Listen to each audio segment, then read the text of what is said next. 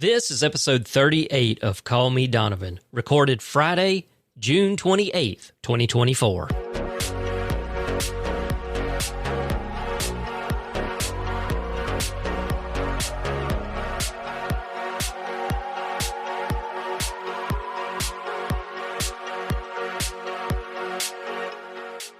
Welcome to another episode of Call Me Donovan. I have a special treat for you this time. You know how I've been dissecting and rating this season's Doctor Who with our new Dr. Ncuti Gatwa? Well, I've often mentioned my friend, fellow podcaster, and walking Doctor Who encyclopedia without naming him out of respect and courtesy. We've teased this on both of our shows, and now we finally made it happen. This episode is the crossover of Call Me Donovan and Samuel's Thoughts with Samuel Lewis, who I call Sam, of course. Now, I've known Sam for over a decade. We've been guests on each other's shows over the years, even though some of those shows are no longer in production. Life has a way of keeping us busy and taking us in unexpected directions. It was so much fun to catch up with Sam and talk about Doctor Who.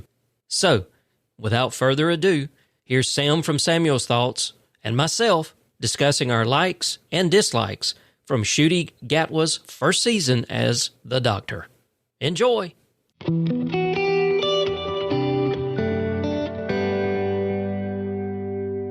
Well, hello, both audiences of both combined podcasts. It's been a while since I've done something like this. For those of you on Donovan's end of the spectrum, I am Samuel Lewis. I am the host of Samuel's Thoughts over here at tscn.tv.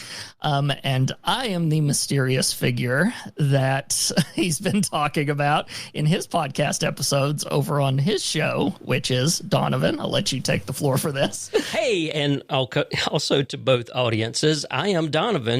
I'm the friend, if you will, that Sam has been talking kind of around whenever talking about Doctor Who and what have you. And I do a podcast called Call Me Donovan, which is basically kind of it started out as an alcohol retirement podcast, but now it's basically giving Sam updates on what's going on in my life. You're not wrong. But the two of us have come together for a very specific reason. We referred to each other multiple times in our different episodes about talking about Doctor Who. Also, to give Donovan's audience a bit of a background, I guess, I also do a Doctor Who podcast called Going Through Who, which means that I have to kind of have part of my brand be Doctor Who and everything like that. So I look at this stuff from kind of the encyclopedic Who knowledge side of things, and I always love to have fascinating conversations with Donovan about, now I get this, but what about a normal person like Donovan, like a weirdo like me? Does he get this? You know, it's sort of like sometimes the show can very much go down paths of canon, which is weird because we'll get to that in the conversation in a bit, but that sometimes I just take for granted as someone that knows this stuff, to be honest. So, and one thing that I wanted to mention too is I always refer to you as the walking Doctor Who encyclopedia because you do have the knowledge. I was watching the classic Doctor Who when it was basically airing a few years beyond that. I used to watch it with my dad on Georgia Public Television down here in Georgia. So I started off with number 4, Tom Baker. And so I was there during, I watched all the way through I kind of lost it when Sylvester McCoy became the Doctor and really stopped watching it so much. So most of the canon for me is forgotten because I'm old. And it's been 30 years since I watched it, so... I mean, the running gag of Going Through Who is that I'm encyclopedic, and yet I forgot stuff even in New Who, that now we're in the David Tennant 10th Doctor era, and there's things that I'm finding and going, wait a minute, I totally forgot about this. So that is perfectly valid, Donovan. Don't feel bad about it. If I can't even remember it, I don't think anyone has a chance. Fair point. But anyway, so essentially the setup of this conversation is as we went through this era, this season, not an era, still got more to go, thank goodness. Well, it's the beginning of an era. That's the reason why they literally started back over. I don't know if you've looked it up on IMDb. It is considered season 1, which threw me. Well, we could have a whole 30 minutes about that one. But it's like I'm trying to get people into this show, and you're going to make this even more complicated for me. Okay, fine. That's what I do. Yeah, exactly. It's what Russell does. But anyway, regardless, essentially, it was an interesting path where we were listening to each other's podcast episodes and occasionally sending messages over Discord to each other going, well, okay, so you didn't like that one, but I liked that one, and this is interesting, and stuff like that. Mm-hmm. We kind of went back and forth. And in the middle of the season, me and Donovan were kind of on the same page. We liked these episodes, all of that stuff. But the beginning of the season and the ending of the season, we were on totally different areas of the spectrum where Donovan hated them with a white-hot passion that I have not heard from him in quite a while. And I was not saying they were the best thing ever. I don't like going with best thing ever. One of my pet peeves, and we won't go into it unless you want to, but one of my pet peeves on the internet nowadays, and I'm not saying this is you, but it reminds me of it, is that people have this little A or B switch that they seem to have created where it's either something is the best thing in the world or it's the worst thing that's ever happened to television, and there's no middle ground. And I'm like, middle grounds exist. Don't do that. But yeah, for me, if things become favorite episodes, then I'll tell you guys about it. But otherwise, the way that I've always done with like Doctor Who and stuff, with like the going through Who stuff, is I will go, even if I don't like an episode, I will find a positive in it, and I won't tear an episode to shreds unless I think it absolutely deserves it. And you got to work dang hard in the day for me to tear something to pieces, essentially. And it's always been sort of our philosophy and stuff. And that kind of also came over these episodes. There wasn't really something I disliked enough to go, or anything like that. There were little things, and one specific thing that was near the end of the season we'll talk about because it was fascinating for you. We had a little bit of a talk off air, so we'll roll that into the conversation itself. But Donovan, you were not so thrilled about certain aspects of Doctor Who, and I want you to say your piece before I then place my theory upon you. That way both of our audiences will have the framework for what I'm going to do, because I have a theory about why you didn't like this, and I want to frame this properly. I'm not being disrespectful to him. He's allowed to have his opinion, all of this stuff. It's just I have a curiosity that has popped into my skull, and Donovan is the person that holds this theory that I've seen, or holds this opinion that I've seen from several people across the internet, but he's the safe guy that isn't going to scream at me. So I can talk to him about it and have a decent human being conversation instead of a random person on the internet that's probably going to melt me to pieces. So that's essentially what we've got going here. But yeah, Donovan, so present your opinion, and then I will ask you some questions. Okay, so first off, I went into this season, I guess, with some preconceived notions based on history of Russell's, I won't say reboot, but continuation of the 2005 Doctor Who. And during his tenure, other than the first season, because, well, you know me, I've got an axe to pick and grind and all of that with the very, Doctor Who number 9, if you will. Shaking head vociferously. Yes, go on. Yeah. Yeah. It's petty. I know it, but I don't like what I don't like. So I guess I had these, like I said, I had these preconceived notions of, okay, this was going to be interesting. And it's not that the showrunners and writers of the previous seasons were terrible. I mean, I love Moffat's writing. My favorite Doctor of the 2005 Doctor Who era is Matt Smith. I do love David Tennant, but Matt is the one that I just kind of connect with more. Peter Capaldi was good. I thought I was going to hate him. He was very curmudgeonly, but then I found that I related to that. So anyway, so then of course, then we had Jodie Whittaker, and there was something about that I just didn't like to begin with. But I went back and gave it a second try, and overall, that was not terrible. It's not as good as I felt like it could have been, but it did introduce some interesting aspects of Doctor Who, the origins and things like that. So anyway, knowing that we were looking at this potential curve of how things started, and they were just trying to kind of curve downward, I was like, okay, we've got Russell back. This is going to be some really good Doctor Who. We've got this new actor, Ncuti Gatwa, who is just a spectacle himself. It's amazing. I like him. I really do. He's a phenomenal actor. He brings a lot to the role, sometimes a bit too much to the role, but otherwise it's still really, really good. And then we get Space Babies. And I am literally sitting there on the couch watching the show, and I pause it about 20 minutes in and turn around and look at my wife and says, "What the is this?"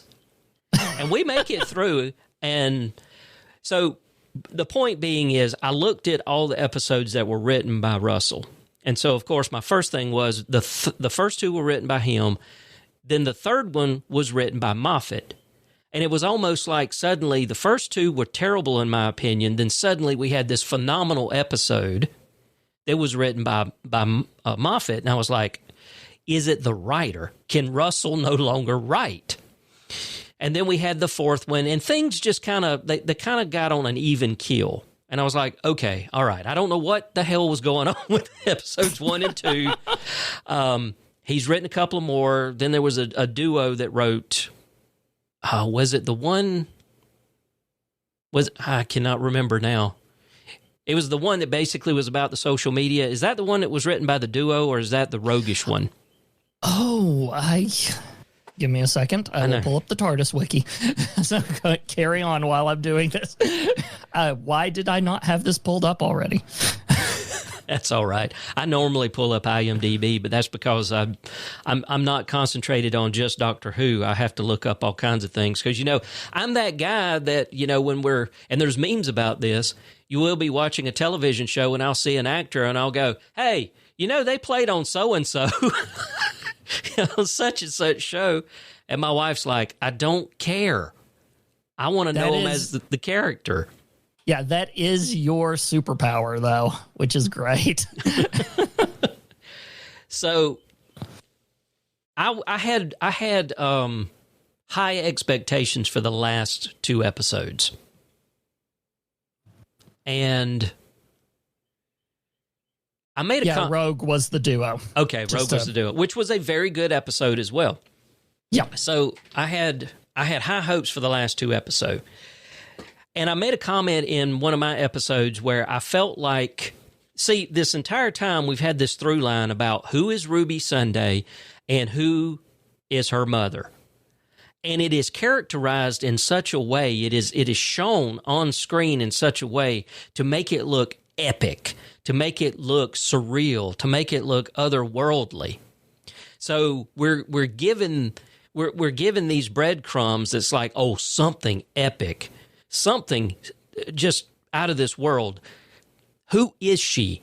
Who is her mother? What kind of powers does she have? What kind of powers does Ruby have? There were all these little nuances and nuggets and what have you. And then we get to the last two episodes, and I felt like I had been rayed. Now, if you have never watched the last three Star Wars movies, you will not have a reference to what I'm talking about. The main character in those movies is a girl or a woman named Rey. And she is this mysterious person who has the Force. She's learning about the Force. She has this connection with Kylo Ren, who, spoiler if you haven't watched any of this, Kylo Ren is Ben Solo, who is Han Solo's son. And there's this mystery of, well, who is Rey?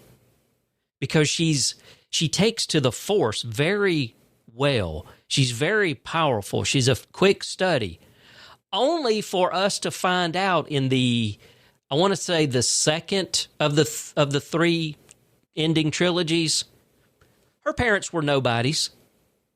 They literally sold her when she was very young, basically into slavery, and there was nothing special about her. Now, you do eventually find out what did make her special, so it was kind of a misdirect, but a lot of us, when we saw that, were like, come the F on. Really? You have this build up? And then it's just like, no, there's nothing special.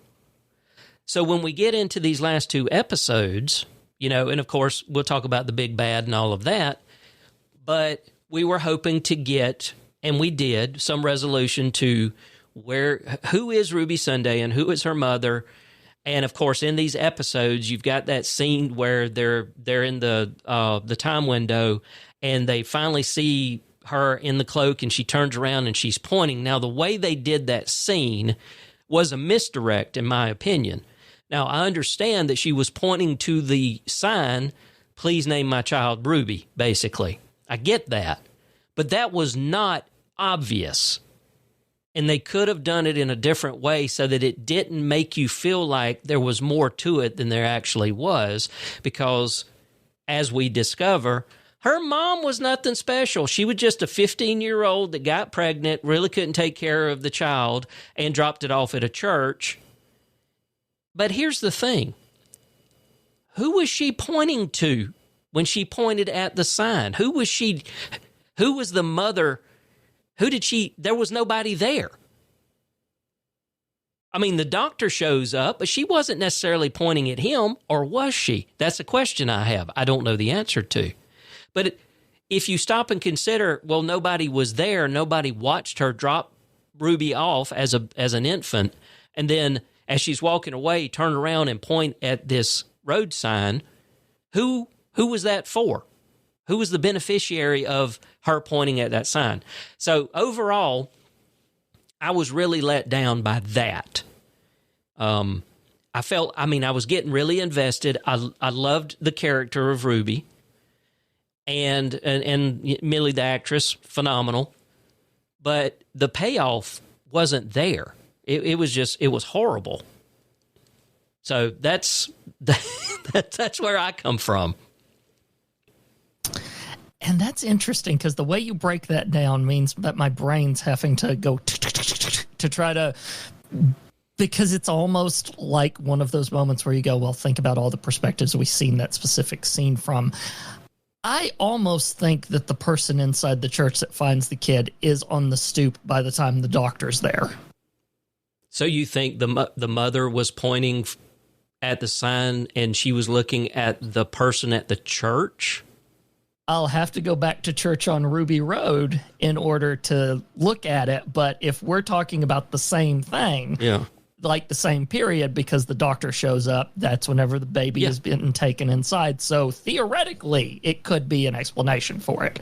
That's not me immediately parrying you, but it's more like I'm genuinely I think that might be a possibility.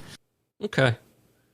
Yeah, because to be fair, as I was explaining all of this, that thought actually had just occurred to me. Who was that who was benefiting from her pointing at the sign? Because, who was she looking at? Who was she telling, name my child Ruby? So, you may be right. She may have been looking at the person in the church, but it's hard to tell, especially from the last episode where we're in the time window. And the way they shot that and the way they made it look. And also, why so ominous? That cloak she's wearing. Come on, you can't see her face. I mean, I understand for plot point reasons why. It's to keep the mystery. But sometimes mystery for the sake of mystery just winds up being poor writing. And you feel like you didn't get enough proper clues, essentially. Yes. Okay. This is actually going to a different place. My theory will come later. There is an interesting thing amongst us mystery nerds that we get ticked off at mystery writers if they don't give us the opportunity to solve a mystery. Weirdly enough, a lot of the times, like Arthur Conan Doyle got away with it. Mm-hmm. And the reason why he had the excuse that he got away with it was because Sherlock Holmes was the uber genius that, of course, noticed so many things that no normal human being would ever notice, that even though he used inductive reasoning, not deductive reasoning, but we will not go down that path.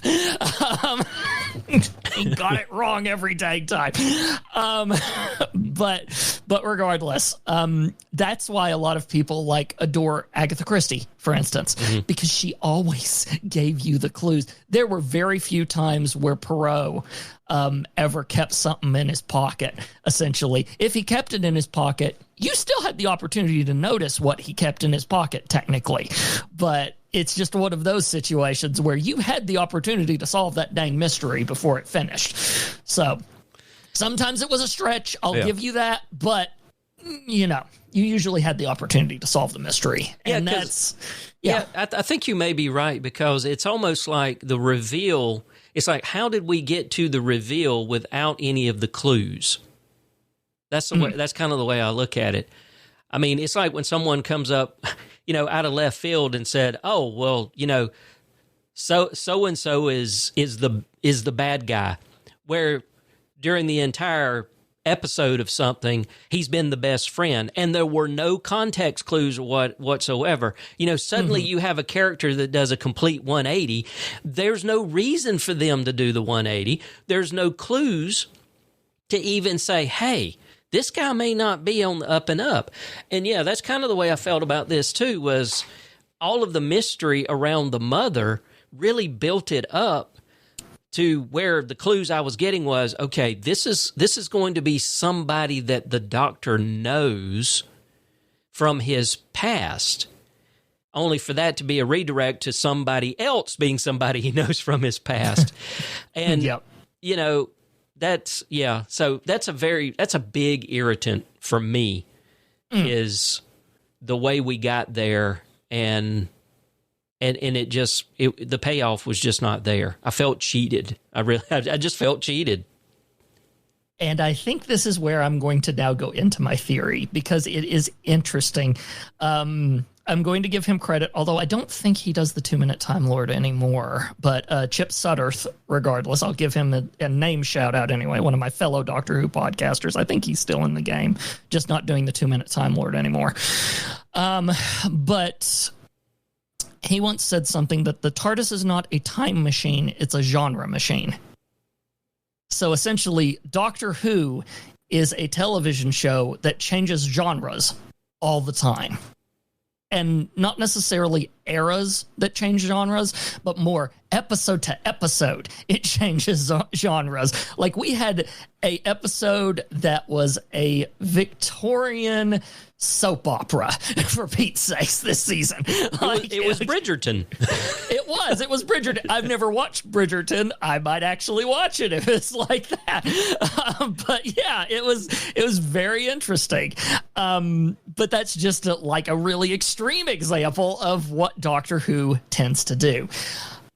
But there is one thing that is interesting to me. I know for you are a very avid Star Trek fan. Like, you like Star Trek, you like how Star Trek does things. Yes. It's hardcore science fiction. I'm a Trekkie over a Star Wars person, though I like Star Wars, because there's a difference.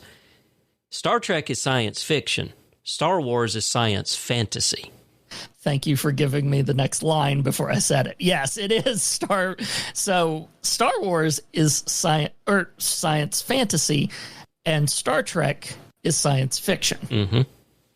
My argument that I've made for a lot of people, because of what Doctor Who does on a frequent basis, is Doctor Who isn't science fiction. It's science fantasy. I could see it. And the reason is because this is... So I had to get more of the context of the doctors that you've seen. So essentially, my doctor, the fifth doctor, which came after your first doctor, Tom Baker, had a lot of interesting things inside of them that I'd almost want to do an experiment with you if you were willing to see if certain stories annoy you like this season did, if you would be willing to do that. But that's something we can talk about off air. All right. Like just as a concept, plus I'll get BritBox some money that way. But anyway, regardless, Doctor Who occasionally goes into what I will call uber science fantasy. It's to where, forget the scientific explanation, you're not going to get it. Some supernatural thing has occurred, accept it. And that's essentially what it is. Because there were a lot of supernatural things that happened this season that, kind of tweaked you. You talked about the main thing with like Ruby and stuff like that, but we had the toy maker come back, which was from the first Doctor's era, for Pete's sake. I love the fact that he brought the toy maker back, but that wasn't part of the season technically. So I loved the toy maker. If for no reason than Neil Patrick Harris being the one that played him.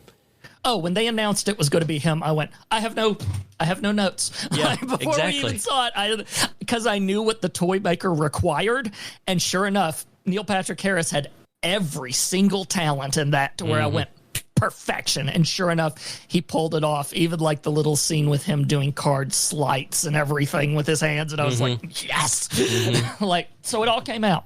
The King of Games required someone that could do that, and sure enough, he did. But the Doctor Who universe does have a pantheon. It has a pantheon of supernatural beings in which we kind of throw the rule book out the window and just accept it.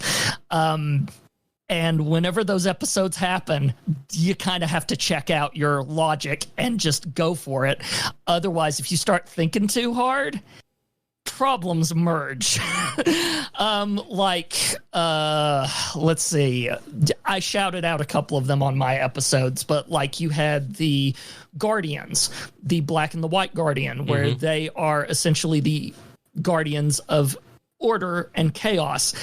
And I always loved how Doctor Who did it, because you would think that they automatically would see the White Guardian as the good guy. The Black Guardian was always the bad guy, obviously, because he was chaos.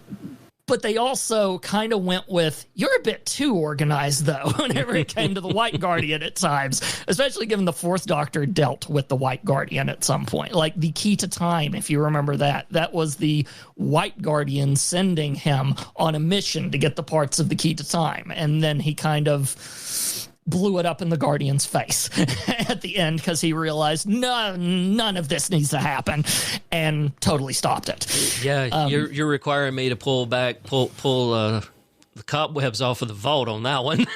Yeah, it's a whole season that was an arc even. It was like one of those rare moments where Doctor Who did an entire season as an arc, right? Sort of thing. In Classic Who, anyway. We do it all the time now in Modern Who, but in Classic Who, that was a rarity, and it was a pretty sweet one. But so you've got the Guardians, which show up multiple times in classic Doctor Who. One of my favorites, the Mara. It is a being that infects your mind, not your brain, your mind, like the metaphysicalness of your mind, draws on your darkest desires and focuses, and as it feeds off of them, makes you an extremely horrible person. But the way that it infects you is not some scientifically explained thing. It's literally you grab someone's hand and a snake tattoo that shows that you are an infected being slithers off your hand, slithers onto the arm of the other person, and they've got the tattoo. And that's it. Oh, now you're infected. The mark of Cain from Supernatural. Yeah, it does. Mara does have its name is derived from, I think, Greek It's one of the mythologies, essentially, that it's pulled from. Yeah. So it made me think of that because there was a season where they actually introduced Cain in Supernatural, which, don't get me wrong. Course. I love supernatural type stuff. So, Yeah, he had the tattoo, and it was called the Mark of Cain. And so at one point, Dean winds up taking the Mark of Cain. And, of course, it turns you into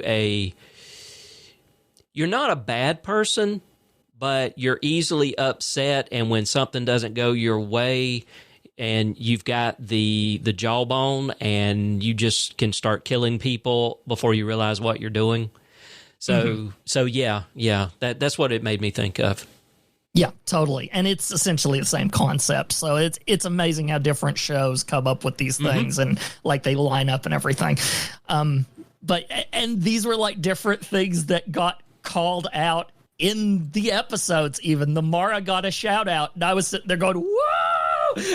Everything while they were talking about the Pantheon of Discord, I believe they called it. I think it was already established before that episode, but it was like an expanded media thing. And like the Trickster, which is a modern day Who creation that only showed up in Sarah Jane Adventures, and that one beetle that showed up on Donna's back. That was part of the Trickster's brigade. So the Trickster will always bend reality for his amusement, essentially. Sure. And again, we have no scientific reasoning as to what the Trickster actually is or anything like that. It's just, okay, this thing exists. Go for it. You know what you do. You know what you're describing, though. And I'm not saying that your theory is wrong, because let me say a couple of things. Number one, I don't have a problem with having, quote, gods, uber beings that are outside the realm of the normal scientific explanation in Doctor Who, because Star Trek also has those. They're called Q. The Q. Yes. So it's not uncommon for even the science fiction show to kind of bleed over into the science fantasy, because they've never, unless it's been in some like comic books or something that may or may not be canon, they've never fully explained where the Q came from, Right. And even with Stargate, you've got the ancients. They're portrayed as these godlike beings, but even though there's sort of a scientific explanation, they, quote, ascended, which means they turned into pure energy and they ascended to another plane. Well, ascension to another plane is almost science fantasy in itself, because we have no scientific basis unless we want to get into quantum theory and all that kind of nonsense. Neil deGrasse Tyson, where's he at? Anyway, thank God he's not here. Anyway, both of our opinions showed up. Well, that's it for the episode. See you guys later. Nah, but too snarky, man. Too snarky. But anyway, I know. So I don't have I don't necessarily have a problem with them introducing the gods, because I even realized it was back last year when they did the 3 episodes where they brought David Tennant back, and they were at like the edge of the universe. And he points out that there's something else beyond the edge of the universe, and that also gets into the realm of, how do you scientifically prove that there's something beyond the edge of the universe? Because we even have trouble finding the edge of the universe. I don't think we ever have, Yeah. It's a concept that if you think about it too much, your brain will melt. Or at least even though he's visited it several times. Big finish. Yeah. See, and I understand there's a lot of there's a lot of other properties that have a lot to do with this stuff as far as Doctor Who and what is canon and what have you. So, I mean, that's the way I feel about it. The introduction of having a pantheon of like godlike beings, I'm okay with that. Now, it is definitely genre bending from the way everything's been going from basically 2005 until now. And here's where my theory actually kicks in. If a person doesn't realize that Doctor Who has done this in the past or doesn't remember, this was a massive shift that made people go, what the heck is going on? But if you were like the nerds like me and Mom sitting on the couch, we were going, oh, we're doing this again. And we're all excited about it. But if you don't remember / weren't in those particular eras, then you're like, what the heck is this? And I think that's where my theory comes in, is me going, I think it was, and again, you guys aren't wrong, you're allowed to have your opinion, I think you got blindsided. Like, for like the hardcore Who nerds, it was like, oh, we're doing this again. But for the standard watcher, which I think we need to keep an eye on, science fiction shows sometimes screw up and forget you got normal people watching them too, instead of the people that know everything about this dang show.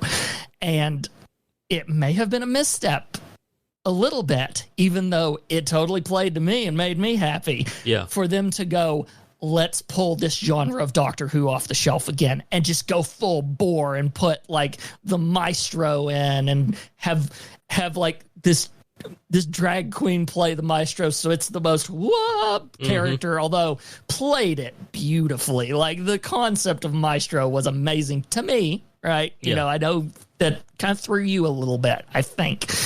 I didn't like the actor / actress, whatever, that played it. The characterization was over the top, and you'll hear that from me a lot. Again, I love Ncuti Gatwa. I love his version of the Doctor, but I wish that they would tone it down just a little bit in the grandioseness of the character. It almost gets to the point where it's starting to edge over into absurdity. For me, anyway. And I am the person that loves it when Doctor Who gets absurd. So, like, there's where our two different areas go, right? Like, the way Ncuti's been doing it, I've been like, more! You know, and you've been going, no, don't listen to him, not more. You know, tone it down. Exactly. But, you know, I think you're probably right, because I think I may have even said this in one of our messages on Discord, but I'm pretty sure I did mention it in one of my episodes, that this felt like a tonal shift. The entire tone was wrong to me. And maybe wrong is not the right word. Different is the more apt word. It was so out of what even with Jodie Whittaker's tenure as the Doctor, this was a complete shift away from that. And, you know, and even there, they introduced the, what was it? It's not the Lost Child, it's the... Timeless Child. Timeless Child, thank you. We introduced that, which I absolutely love that concept. You know, I know there's a lot of people that were all bent out of shape about the fact that kind of like what they did with, I know I keep bringing up Star Wars, but kind of like what they did with Star Wars, except I agree with the people that are ticked off about it in Star Wars, but I don't agree with it in Doctor Who, where in Star Wars, again, it being science fantasy, the Force was always this mysterious, non-tangible thing. You know, it connected, and then suddenly we have the prequels, and they tried to science. They tried to do Watney? They tried to science out of this. And you wind up with the midichlorians. And it's like, wait a minute. Did we really need to explain why someone is force sensitive? There's a thing in their blood. Couldn't we just keep it abstract and obscure?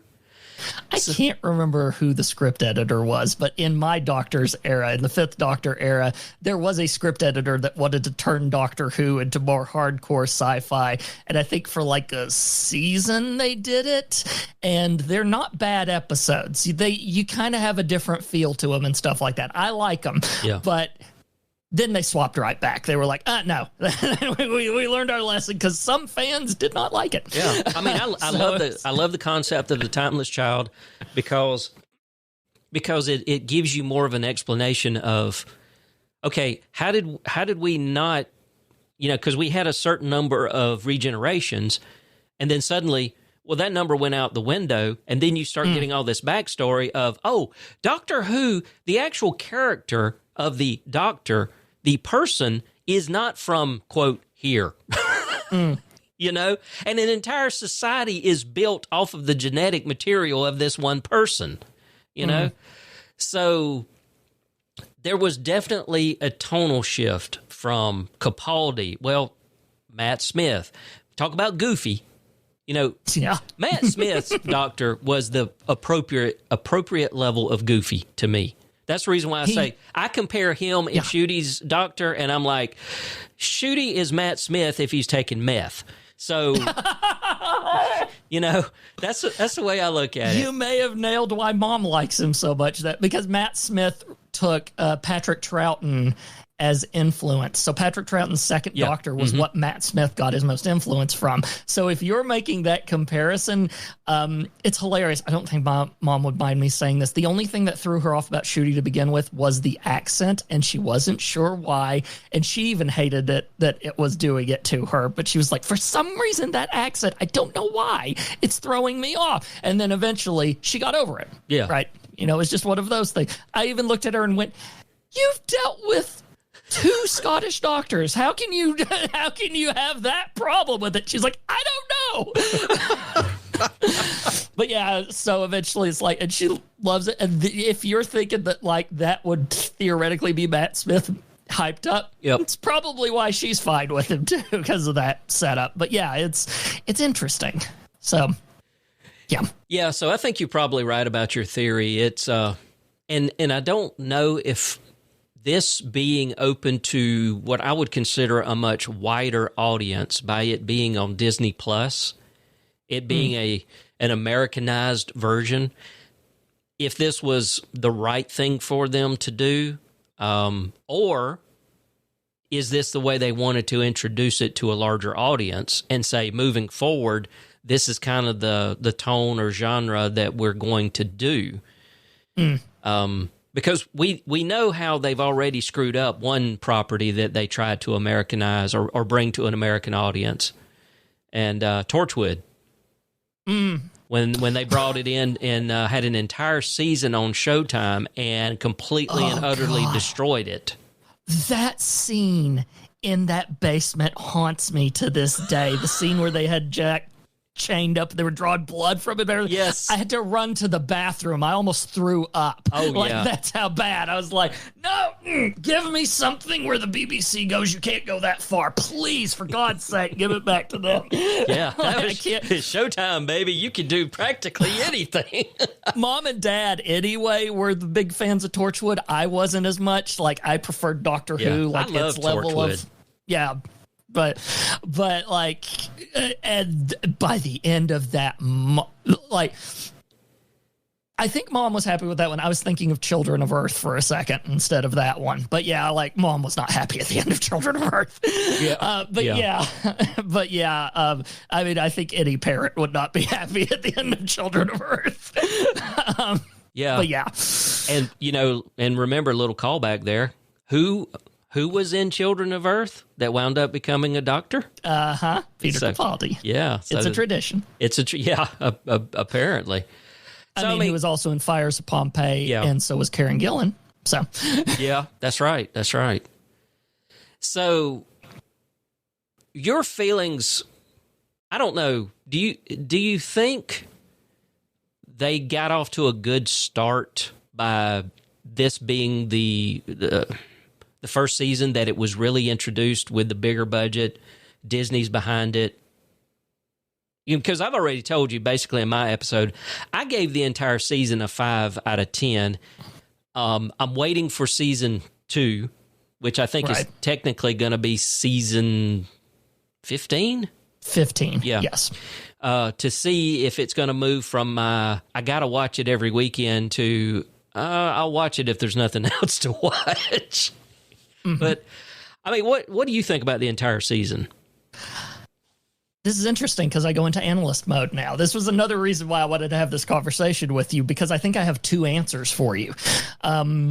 As the person that knows all of that stuff, I loved this season. It was a fantastic season for the person that knows that stuff. However, as someone that this is not the season I would introduce someone to Doctor Who with. Because there's too much for you to know. Yeah, and I can think of one particular reason that we didn't bring up. But I'll let you finish, and then we can get back to that.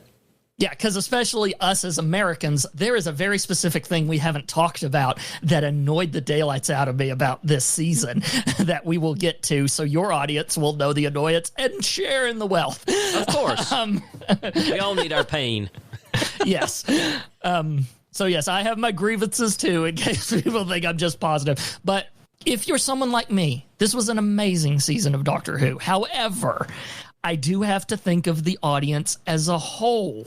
And a lot of people were being introduced to Doctor Who with this. And as a result, like Sutek, okay, for me, mind freaking blowing that we bring back a character that the Doctor barely beat last time. Mm-hmm. How the heck is he going to do it again this time? And it was, to me, well handled and everything like that. Mm-hmm. But for me, right? The second that anagram moved into place, I went, no! Because it didn't move flat into place yet, so Mom didn't click yet. And she was like, what? I said, I'm letting you catch up. I'm not going to ruin this. No, I can't be right. And then sure enough, it was Sutek, and I went, dang it! And I mean, shout out to them for, by the way, getting the same voice actor, which he played the Beast in The Impossible Planet and the Satan Pit, by the way. So it's not like he hadn't worked with Modern Who at this point. But getting the original voice of Sutek to again be Sutek was just like, mwah, chef's kiss on that whole thing. But that's a side note. I loved that aspect. And the thing about her mom being normal, actually, I liked, because it was one of those, it was almost like a Greek myth of God becomes obsessed with tiny little thing, and it can't understand tiny little thing because it's a tiny little thing, and that is its downfall. Like, you can see Zeus getting upset about something because Zeus was an a-hole anyway. And we're going to call one of them out. I mean, fair. I mean, tell me I'm wrong. Tell me I'm wrong. I bet you can't. No, my daughter would definitely tell you. She loves all of the mythologies, and she'll flat out tell you that he was definitely an a-hole. Yep. But I could just see like Zeus going, why? I don't understand. Why can I not? Becoming obsessed with it, and like Sutek did with Ruby's mom. I love the idea that he was just holding onto the TARDIS the whole time. So every time we've seen the TARDIS go through, the Sutek's just holding on the whole time. It's like a funny idea if you expand it to like different situations they've been in and things the TARDIS has gone through, and then you go, oh my God, Sutek was holding on the whole time during that. Even it's like it just becomes hilarious if you think about it too much. That imagery though, honestly, gave me. I almost giggle thinking about it now, simply because he reminded me of a bat holding on to the TARDIS like that, which I've seen memes like that. There's like little memes of the black bats, and it's like, I am the darkness, I am the night, also cuddle me. Yes. And right. Until a point, because there was a point there where I was like, if they'd have made him the embodiment of a man, I think it would have been scarier for me to begin with. But I can also understand how they were trying to represent the fact that he'd been hanging on to the TARDIS for how many years? Yeah, and if you go through the vortex, that'll do some stuff to you. I've got some expanded lore about what that vortex is, and there's a reason people with vortex manipulators flinch whenever they come out of it. Let's put it that way. It's not pleasant at all. But now, to your point about him getting so obsessed because he couldn't figure out who Ruby's mother was, that's also part of my issue. It's never explained. Yeah. For a common person to be out of the purview of a godlike being, but then there's no explanation as to why. What made her so special? And I do not buy the doctor's comment of she's not special. That was the whole point. I don't buy that. And I loved it. So that's the weird thing, right? It's like, it depends on how these things hit people. And this is this fugue state where both of us are right. It just depends on how it hits you, right? That's Schrodinger's Doctor Who. Exactly. So see, this is how we have conversations, should be having conversations on the internet, people. Now I'll kick the soapbox out of the way. But no, it's yeah, that was interesting and everything. But to go back to the answer to your question, as the encyclopedic one, fantastic season. Yeah. No notes, except one that we'll get to. But no, I would not introduce someone to Doctor Who with this season. There is too much you need to know. And as a result, I would go back to other seasons in which there's like 3 or 4 at this point hopping on points that I would choose over this season. Because while I think it's a good season, I think you need to know some stuff. So I couldn't in good conscience go, this is what you need to start the show off, Right. Even the David Tennant specials, if you count them as part of the season and start from there, you have to know stuff. You have to know a lot of stuff about the 10th Doctor and Donna before you're going to get any of that stuff. Like, this is Chris Chibnall's first season with the 13th Doctor. He made a statement where he said, we will be making this season to where you don't have to know anything about Doctor Who in order to jump on. And he stuck to that. And sure enough, if you go to that season, you don't have to know diddly squat in order to do that. It's like Russell T Davies took his first season back and went, that we're doing the exact opposite. You have to know everything about Doctor Who in order to do this season. It will be grand. Again, I always love doing a Russell impression for some reason. It makes you think I hate him when I don't. I don't know why I do it. But yeah, it's just wild that that's what they decided to do. So while I enjoyed it, yeah, I totally see the thing of going, no, this is not a good intro series. It's a good series, but not a good intro series. So yeah. Yeah, totally. Like I say, I don't absolutely hate it, but I don't think it was a good start for an American audience. And to your point that we've been dancing around, you explained something that I literally had been scratching my head, like, where the heck did that come from? It was almost like plot armor. Because when it showed up, me and Mom already had the context because I had literally excitedly brought my phone over to her when someone on TikTok put these up. So in Britain, there is a thing called Tales from the TARDIS. There's also a thing called the Whoniverse, essentially. It is the Doctor Who cinematic universe sort of thing that Russell T Davies is building. But right now, it's just Doctor Who, and it's special things. So they've got a version of Doctor Who Confidential back again, if you remember that. So there's a behind the scenes show. They give them commentaries that we don't get, by the way. Every episode currently already has a commentary that you could have listened to if you're in Britain. Or you have a good VPN. Yeah, totally. Or if you're like Tom Merritt and takes random trips to Britain. Of course. With his VPN. Let's all be like Tom. Yes, let's be like Tom. Anyway, but yes, on iPlayer, they have things like commentaries, that behind-the-scenes thing. But then there was an also special thing, which whenever it first came out, I didn't have too much of a problem with because, one, I also got to see the intros and outros, so I was like, that's the only part of it I want to see anyway, so I'm delighted. But it was a thing called Tales from the TARDIS, and the setup of it is that you had classic series actors playing their characters again, showing up inside of a thing that they had been drawn into called a remembered TARDIS. It's essentially a TARDIS that... I love when I get to explain stuff like this. It's essentially a TARDIS that is constructed from memories. And for some reason, this TARDIS had been constructed from the memories of the Doctor's adventures. As a result, it's got a beautiful interior. Regardless of how people felt about the MacGuffin or anything as it suddenly came into the actual show, which we'll get to in a second, 10 out of 10 for set design. You could pause any frame inside of that at any time and go, I can sit here for 2 hours and pick every single little thing that's amazing about these things. There's the coral from the 10th Doctor's console. The 5th Doctor's console is on the ceiling. All of this stuff. It's just amazing. Totally.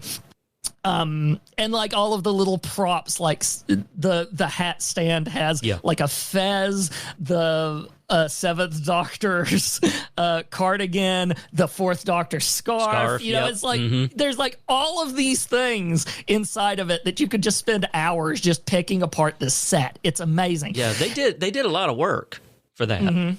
Yeah. And what the really hilarious one is that the representation of Jodie's console is that there is like it's clearly supposed to be like a fire pit in the middle of the console room, but it's a miniature of Jodie's crystalline structure that was above her TARDIS. So it's like that is like them warming their hands by that. That's hilarious to me. Yeah. That's the aspect of hers.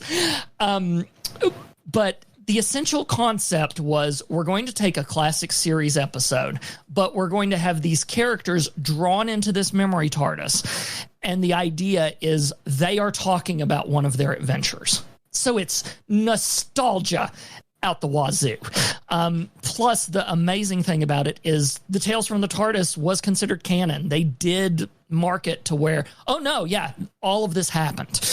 Essentially. So this memory TARDIS was a thing out in the universe that wasn't connecting with normal Doctor Who, but essentially all of the updates we got from Zoe, Jamie, all of them, like we got even some closure on some characters that we hadn't gotten before. It was like candy for someone like me that was classic series. But again, one of the great things about it was that essentially the only new content on it was the intro and the outro with the classic series story in the middle. Like they were telling the story. Right. And then before the last episode of Doctor Who this season, suddenly we got another episode of Tales from the TARDIS popping up. And we were like, what the heck is this? And everyone had noticed that there wasn't a Fourth Doctor episode. Like all the other Doctors got to, well, why are we not getting a Fourth Doctor episode? And then all of a sudden we have Ruby and the 15th Doctor inside of the memory TARDIS. And the episode was Pyramids of Mars, the first time that Sutex showed up. So it was essentially giving people everything they would know to know about Sutex. Little problem, in America, we don't get them. Right.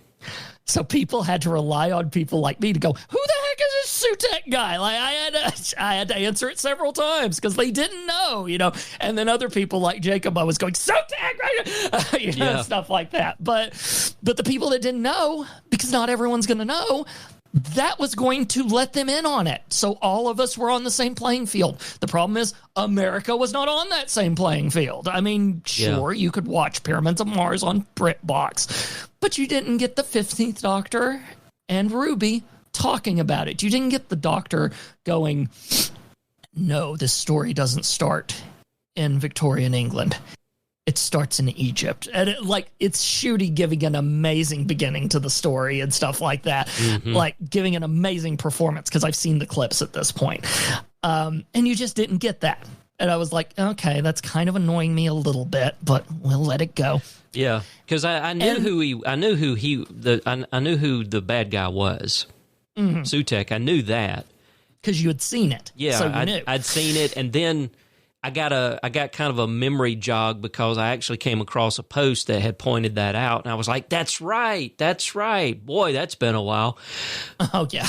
But the other thing, the remembered TARDIS, that I had no idea in the show what the heck that was. I was like, what is it? I was just like, okay, so it's something to do with the time window. I was at a complete loss. Yeah, and I looked over at Mom and I was like, Donovan has no idea what's going on right now. And it wasn't an insult at you. No. I think of you because you are essentially my grounding. You don't know. I don't know if you realize that you do this for me, but because of all the Doctor Who knowledge swimming in my head, you are the normal guy that I'm allowed to bounce off and go, okay, am I just thinking about this a certain way because I know all of these things? You know, and that's kind of what we're doing. Glad to be of service. But I looked over at Mom and went, we know it because we've seen the thing. Yeah. What about the people that haven't seen those or don't even know they exist? I was like, I guarantee Donovan doesn't know they exist. And I guarantee you he's going, what is this MacGuffin right now that you've come up with out of nowhere? Because it feels like that if you don't know. Yeah, it did. It really did. It was like it was like it was shoehorned in. It was like, oh, so I guess this is here for plot reasons. That's all I could figure out. That's what it feels like. Instead of it being, oh no, that's pretty freaking cool that they took the memory TARDIS from Tales of the TARDIS, since those things are canon anyway, and put it in the main show. It was just a little thing. Like, I mean, technically it doesn't ruin things, but at the same time, again, a lot of feeling like it came out of nowhere. And it annoyed me so much because I was sitting there going, there are literally people that cannot have the joy of what I'm feeling right now only because we don't get it here. Mm-hmm. Well, it's like we're second-class Whovians, which is not the first time an American has said that phrase. I am not new with this, but it does. The Whoniverse thing is starting to get on my nerves a little bit because it's like, oh, so I don't get to enjoy everything that this episode comes to. Like, hopefully they put them all on a Blu-ray. Like, please do not. Like, if you give us the season on Blu-ray, give us all the extras. Like, give us the behind-the-scenes episode things. Give us the commentaries. Give us all of those things. And then maybe I'll be fine with it. But if we get no version of that at all, I'm going to be perturbed because it means that you're saying, oh, no, we get just because these people pay their license, and I get it. I really get it. They pay the license so they get more stuff, but that feels bad to me. Well, that's what we get for grab a pitchfork, but yeah. I mean, that's what we get for rebelling against the king. So, yeah, we dumped the tea in the harbor, and now we pay for it. Now we're paying for it. We don't get all of the who. I can imagine King George, and yes, for some reason, I am going to use the Hamilton version because that's the only version of fictional King George I have in my skull now. Like, they did what to the tea? In the future, there will be a show called Doctor Who, and we will make sure their showrunner does not give them all of the content of it. No, I don't know what a television is. Get out of my sight. Exactly. With a bit of spittle coming out because Joff was amazing. Yeah. And by the way, connection, he's the guy that played Rogue. So it's a connection. That's where I saw, okay, thank you for that connection. I kept looking at the guy going, where have I seen him before? Yes, he's King George from Hamilton. Okay, there you go. There you go. One of my favorite parts of that entire musical. Anytime King George shows up, I'm like, yes! I hate musicals.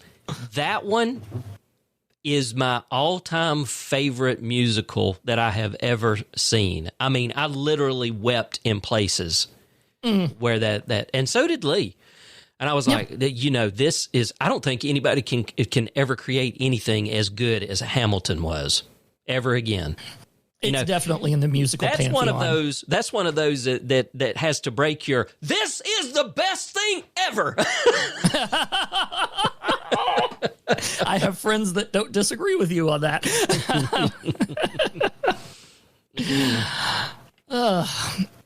But yeah, is there anything else we need to talk about? I feel like we've had a good therapy session. No, yes, for both of us. Yep. I need to pull a couch in here and re-rig the studio for the next session. Right. I don't know. And I'll start billing you. And yeah. Let's see. Here's my PayPal. No, I think we hit a lot of the points. I understand why you like it, and I'm actually very encouraged that you would say, no, this is not what I would start people who have never watched Doctor Who off on. Okay, that clicks in my head. And going back, I'm trying to give the first two episodes a little bit more leeway. I got to be perfectly honest. I don't think I can on the very first one because talking babies just don't do it for me. I'm sorry. It's just that's totally ludicrous. sometimes Doctor Who goes to places like that, and I'm usually the one in the background going, whoa! Anytime that it happens, like there's literally a running gag on Going Through Who where I'm like, this was a freaky episode. You know how happy I was during this entire thing. So yeah, it's my thing. Like, I admit I have a bias. That's fair. That's fair. I am the old curmudgeon, so, I am the get off my lawn. I want my Doctor Who back. But no, this has been fun. It's been very informative, and I've enjoyed having this conversation with you about something that you and I both enjoy. So. Yeah, totally. We want to plug each other's shows. That way we can sign off with both audiences. Sure. I guess I'll go first. You can find me at callmedonovan.com. I've had a little issue with my podcast hosting and all, but everything seems to be settled on that. Oh, my God. That really ticked me off. But anyway. I'm looking forward to that episode. I have not listened to it, but I saw the title this morning and went, uh-oh. Yeah. Yeah, listen to it. You'll understand. I tried to make it short. I think it's only like 17 or 18 minutes. Yeah, around that. But callmedonovan.com. You can find me on Twitter because I refuse to call it the other thing. Insta and Threads, Don Adkisson. That's Donadkisson. The only correct, proper way to spell the last name, Adkisson. And then if you want to find me out there on the internet to do the other side of this conversation, I host the show Samuel's Thoughts, along with several other various things on the internet, including TSC and Wrestling, by the way, which the day that we are recording this, Donovan and his tag team partner are trying to still carry on in the men's tag team tournament. Let's see if they can take me and Jacob down, because those are their opponents. So you're going down. I am genuinely frightened. I'm going to give you a behind the scenes. I'm like, oh God, it's Big Voice Jay and Donovan against me and Jacob. I don't know about my chances. You guys are beasts. But anyway, all of those various things, because I am like Tom Merritt and have a disease when it comes to coming up with too many things that I do. And it just continues on. Head on over to tscn.tv, where I host all of my things, including Samuel's Thoughts, if you want to continue on with my side of things. I guess I do have the disease too, because I literally created a completely separate company, Tifton Media Works LLC. I have two companies now. I have the IT company, and then I have the other one that is I created specifically for content creation. That's podcasts, the radio station, which if you love Gen X, 80s, 90s, and what have you, radio music, go to radiotift.com 24/7. Matter of fact, on Friday nights, I do a thing called Friday Night 80s at 8, where I take a year. This tonight will be 1989, and I play the top 10 Billboard year-end 100 songs of a particular year, but I take the top 10, and I count them down, and I give you a little behind-the-scenes, little information about each one of the songs before it's played. So now, I am not going to lie and tell you I do it live. This thing is completely pre-recorded. It's a playlist. It's voice-tracked out the yin-yang. But it honestly, I'm impressed, not with myself, but with the way these things turn out. It sounds like I'm live. So if you thought Casey Kasem was live, then you'll think this is live too. Exactly. And we will make one dedication to a dog. Anyway, but if you want to find me on all of the other places on the internet, Twitter, Instagram, TikTok, and Twitch, at TSC and Sam. Awesome. So with that, Donovan, it's been a great conversation. Yes, Samuel. It has. Awkward ending. We're going to keep it. We'll do it live.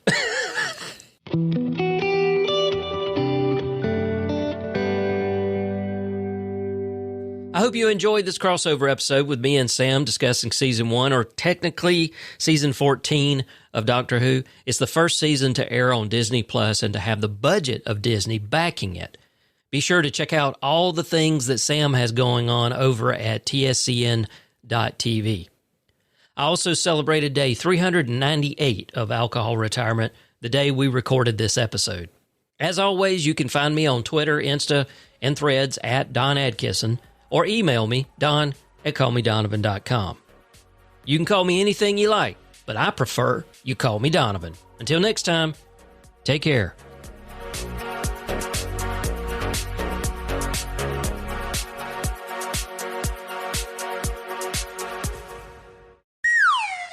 I'll only give you one highlight of my day. I got slimed today. So that was slimed? Oh, okay. I did that out of context just so I would get the standard Donovan excuse me. So, I work with kids now and all that stuff, right? So, yeah, you've heard my lawnmower saga. Yeah. Okay. So today was the day to cut the yards. So I pulled the lawnmower out. Now, keep in mind, when the guy pulled it off the other day, he cranked the lawnmower up. I mean, it was beautiful. All right. I pull it out today. I crank it up, and it's running like teetotal shit. I'm like, oh, my God. And I'm like, what is this thing? And I'm like, my level. My anger level, because I just dropped, $365 on this thing, and my anger level is just rising and rising. I'm like, okay, all right. I'm going to let it sit here.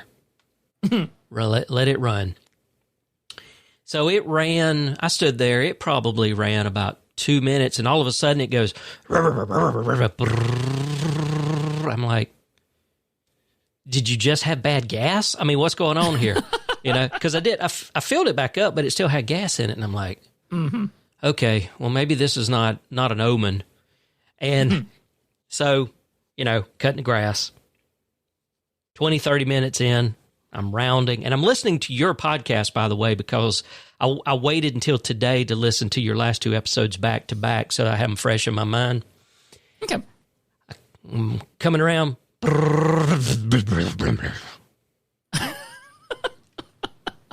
What the fuck? I'm like, you have got to be kidding me. So I press down the brake. I turn the key. It doesn't turn. I get really heavy on it. It doesn't turn. And then it hit me. I went, I know what this is. This is a safety switch. So the way my lawnmower deck is designed, it's got the chute on the right-hand side. And I've got 2 different, what do you call them? Basically, chute covers. So I have the regular one that lets you just shoot the grass out, a non-mulching, okay, the standard. Then I have the mulching. The mulching basically just covers it up because I've got a mulching blade, and, it doesn't exhaust the grass out onto the ground. Well, I probably need to buy a new one, but I've had to put a washer where it actually does its thing. Anyway, there's a sensor. It's a little push sensor. And when you tighten it, it's got these two wing nuts, but they're big. And you tighten down one side and you tighten down the other. And as you're tightening down the other side, that shroud pushes in to that safety switch. What'll happen is your friend and mine, Pine Straw, will get up under there and start pushing the shroud out just enough that the switch disengages. Wow. Yeah. Okay. Yeah. Gotcha. Yeah. So I got off the lawnmower. I looked down there. I went, So I loosened it up. I pulled all that stuff out. I pressed it down, tightened it back up, got back up on the lawnmower. I'm like, if it cuts off one more time, I'm going in and getting the 9mm. But no, it ran well for the rest of the cut. I think I started somewhere around about 9:45, close to 10 o'clock, getting on the actual mower, and I finished up with the weed eating because I have to cut the grass, then I do the weed eating, then I edge my driveway, then I blow my driveway off, and I also blow the road, all the excess grass and pine straw back off the road, back into my yard.